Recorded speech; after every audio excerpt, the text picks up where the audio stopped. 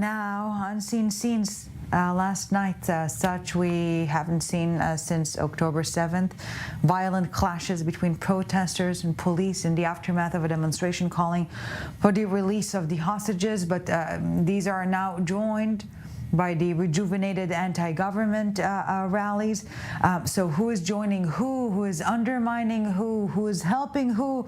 Samuel Hyde, writer and researcher at the Jewish Policy Institute, is joining us. Thank you very much, Samuel, for your time tonight. Well, this talk of togetherness, of a social wake-up call, of unity, last night looked like pre-October 7th, but maybe, because we're here to ask questions, not to make assertions, maybe it's not a step backwards, maybe it's a step forward.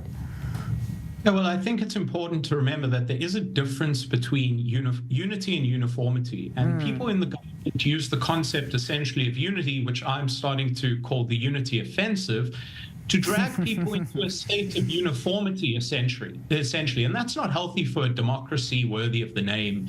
The government themselves have not stopped really playing divisive politics for 1 second during the war. If you want to look at things, the mere fact, that they want the public to not engage in internal politics is a problem itself, because in the middle of the war, one of Israel's most consequential wars, essentially, while there's been a large number of reservists sleep in the cold and battling off the enemy, the Haredi parties have tried to, bash through this military exemption legislation for their community.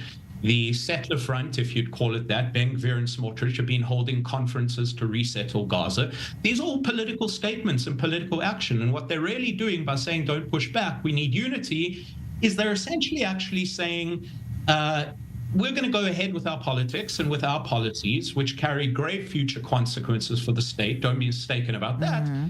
It's conform to it. And that's essentially what is being asked here of people in the opposition. So to that point, the anti-government movement is waking up again, calling for elections as soon as possible. Yesterday, if you ask them, should the country really head to the ballots now? Will it weaken? Will it strengthen it? There are arguments to both sides of the divide.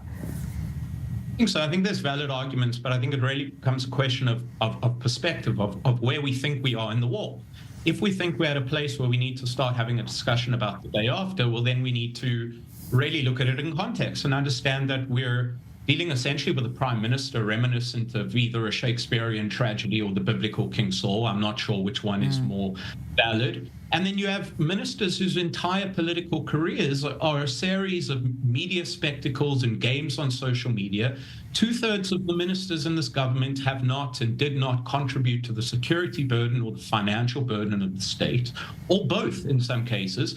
And now these people are essentially making grand pronouncements about what the future security paradigm will be in a post-October 7th reality, which will also, of course, carry economic consequences. And I don't personally believe that these are the people to lead the country on a new trajectory, given that they've ruled the country over its worst year in its history.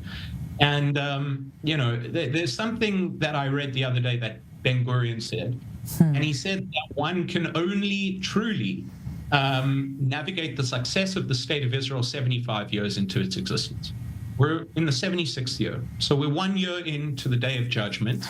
And in terms of leadership, I don't think it could possibly get worse. So I do think a change is required, but there's ways to go about this through democratic means, a constructive vote of no confidence. This is what Israeli law calls for in such cases. It requires 61 members who vote in favor of that motion, which, one should hope is possible, because, as I said, this government has failed in a way that no government in our history has. Well, I feel awful asking the next question after this reference of Ben-Gurion, and yet, when we're talking about this emergency war cabinet, on the one side we have Gantz and Eisenkot, on the other side Ben-Gvir, Smotrich. Will a deal, as in a hostage release deal, ceasefire hostage release deal, bring their exit closer or further away, either side?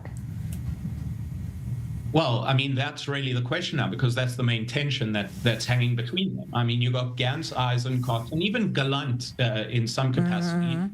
These are professional people running the show in terms of the war. When it comes to internal politics, which is essentially, this is the divide you've got. You've got the war strategy and then the internal politics that's going on. And internally, we've got the same 64, members of Knesset running the country.